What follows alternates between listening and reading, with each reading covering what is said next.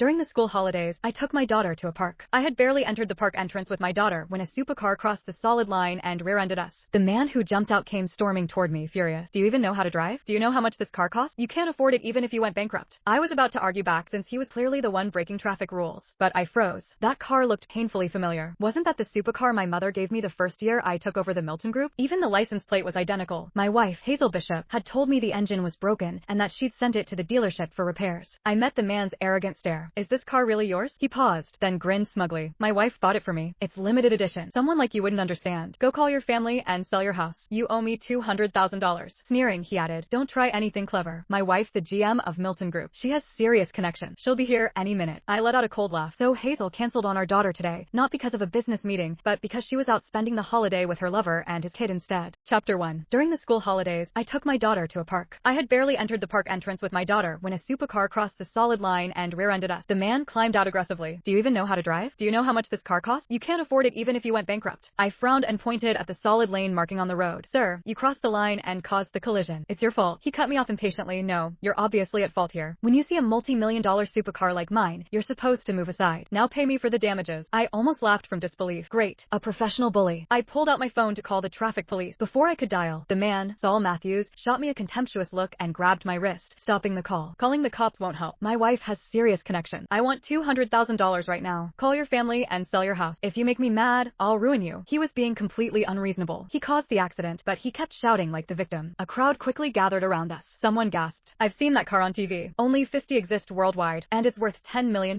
That's a real billionaire's ride. Another person shook his head. That guy driving the cheap electric car is finished. He'll lose everything paying for this. Someone else sighed sympathetically. People who can afford cars like that have unimaginable power. Even if they're wrong, they can twist it however they want. The praise only inflated Saul's ego further. You hear that? He said smugly. Be smart. Right now, it's only $200,000. If you drag this on. I suddenly interrupted him. Is this car yours? The moment I saw it, something felt off. Then, realization hit me. This was my mother's gift to me the year I became chairman of Milton Group. The last 4 digits of the license plate were my birthday. My wife, Hazel Bishop, had told me the engine failed and that she sent it to the dealership. We owned too many cars, most rarely driven, which was why I hadn't recognized it immediately. I had taken the electric car today just to stay low-key. Saul's expression darkened. What are you implying? My wife gave it to me. Of course, it's mine. He then seemed to remember something, and his face lit up with exaggerated pride. My wife is a big shot. She runs Milton Group, the biggest corporation in Harborview. You can't afford to offend her. My eyes narrowed. Milton Group. He lifted his chin arrogantly. Scared now? Call your family and pay up. Otherwise, I'll make sure you end up behind bars. At first, I thought I had misunderstood. Maybe the dealership staff had taken the car out without permission. But now, it was obvious. Hazel was cheating. Seeing me stay silent, Saul assumed I was intimidated and sneered again. I'm telling you, my wife is almost here. If you ruin our family outing today, she'll blacklist you from every industry. Doesn't matter what job you have. I let out a cold snort. You've got a big mouth. An older woman from the crowd stepped forward kindly. Young man, ordinary people like us can't fight families like that. Just chalk it up to bad luck, apologize, and see if he'll accept less money. A faint, icy smile formed on my lips. Someone will be paying compensation today and lose everything doing that, I said calmly. But it won't be me. After all, stealing a $10 million supercar carried a pretty serious sentence. The woman sighed and shook her head. I tried to warn you, but you won't listen. Everyone in Harborview knows what Milton Group represents. Another bystander mocked me. So naive. Do you seriously think the world is fair? That pride of yours is gonna come back and bite you. Saul finally lost his patience, rage flashing across his face. You idiot. Guess we'll do this the hard way. Just wait until my wife gets here. You're finished. I lowered my gaze slightly, hiding the murderous intent rising inside me. She's coming, huh? Perfect. I wanted to ask Hazel myself why she would throw away a perfectly good life just to walk straight into. Chapter 2. While Saul and I were still arguing, shouting suddenly erupted from inside my car. A 9-year-old boy darted out and ran to Saul, holding up a pendant in his hand. A second later, my daughter, Karis Baldwin, climbed out of the car. Her hair was a mess, her eyes red and swollen. She looked like she was trying not to cry. Daddy, he started digging through our car as soon as he got in. He stole our family photo pendant. Before I could respond, Saul exploded. So that's it. No wonder you showed up here today. You hit my car and act fearless because you're trying to steal my wife. He clutched the pendant in one hand and swung his fist at my face with the other. I blocked him easily, my voice going cold. You know exactly who the outsider is. He bared his teeth and lunged again, but I locked him down without much effort. I didn't spend decades in the boxing gym for nothing. With a quick shift of weight, I sent him stumbling. He hit the ground, then instantly changed his tone. Everyone, come look. Is this what the world's come to? First, he crashes into my car, and now he's trying to steal my wife in broad daylight. The louder he shouted, the bigger the crowd grew. People started pointing at Karis and me. I felt bad for him earlier, thought he was getting bullied by a rich guy. Turns out he's the one with bad intentions. How disgusting. And he's got a kid watching him act like this. I pulled Karis into my arms, pressing her face against my chest so she wouldn't hear any more of it. My heart pounded hard enough to hurt. This was unbelievable. I took out my my phone and showed the crowd our marriage certificate and wedding photos. Take a good look. I'm Hazel Bishop's legal husband. He's the one interfering in our marriage. And Hazel's not innocent either. Someone leaned closer. That's her. I've seen her on the business channel. She's the general manager of Milton Group. Did we get this wrong? The crowd's attention shifted back to Saul, this time with doubt. A flash of something ugly crossed his eyes. He pulled out his own phone. Don't be fooled. He obviously photoshopped those. My wife and I just celebrated our 10th anniversary. I've got a video of it. The clip played. He and Hazel were on a beach, holding hands, kissing, and feeding each other food. The photos were so intimate and brazen that the people around us actually flushed. My head rang. A month ago, when my mother was dying, Hazel told me she had a major overseas deal she couldn't miss. I begged her to stay, but she left anyway. I clenched my fist so tightly that my nails cut into my palm. So that was it. She had left me to be with him. The fury of betrayal surged through me, raging out of control. The crowd flipped instantly. He's right. Photos can be fake. Video doesn't lie. I bet that marriage certificate is Photoshop. He probably knew Miss Bishop would be here today and planned the whole thing. Saul's son, Alex Matthews, bent down, grabbed a rock, and hurled it at us. Stay away from my mom. Stop stealing her. And don't mess with my dad or I'll kill you. I scooped Karis up and dodged. When I looked up, I caught Saul's eye. He wasn't scared. He was smug. He even flipped the bird at me subtly. I laughed, not because it was funny, but because something inside me had snapped into place. I wasn't going to stand there and argue anymore. I moved fast. I buckled Karis into the car, shut the door, and started the engine. The roar cut through the noise. Then I hit the gas and drove straight towards Saul and Alex. The crowd gasped. What the hell?